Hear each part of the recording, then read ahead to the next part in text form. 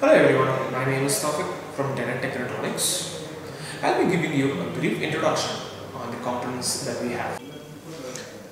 Hello everyone, today I'll be taking you an introduction to a decade counter, that is HCF4017B. So this 4017B is an integrated circuit which has been designed to count pulses. So as you can see, it has 16 pins. So it is just a 16 pin and it just looks like any other 16 pin integrated circuit. So this IC407 can be considered as one of the most useful and versatile chip, having numerous electronic circuit applications. So there are three kind of inputs available for this circuit, for this IC. So they include a clock, a reset and a clock inhibit signal. Technically it is also called a Johnson's 10-stage decade counter divider. So the name suggests two things. It's something to do with the number 10 and counting and dividing. So we'll just see what the two things actually represent.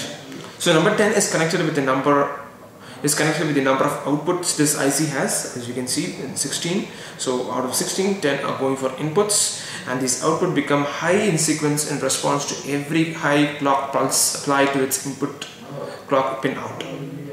It means all its 10 output will go through one cycle of high output, sequencing from start to finish in response to 10 clocks received at its output.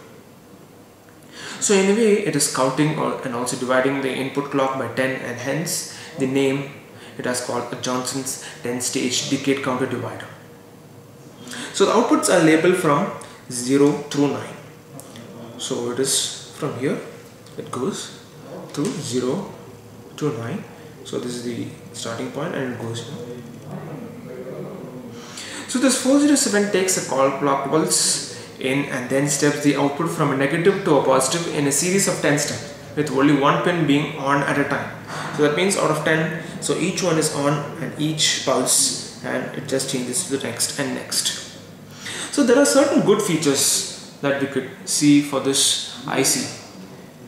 So it has an anti-lock gating is provided, thus assuring proper counting sequence, so it doesn't shift between. So if the first pin is switched on, it works at that pulse, the next pulse goes to the next pin, the next pulse, the next pin, and it goes on.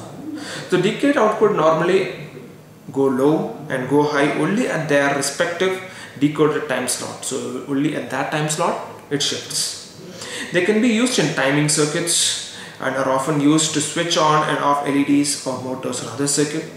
It also has a unique capability of counting up to a certain number and then restarting the count, counting up to a certain number and halting, and can be also cascaded to a more 4.0 for a higher count. They are versatile and relatively simple to put together. Counters such as 407 are cheap and yet surprisingly useful. And it can be also used for a number of applications, like for high-speed operation, to input decimal decode gating, or it can be used for spike-free decoded outputs.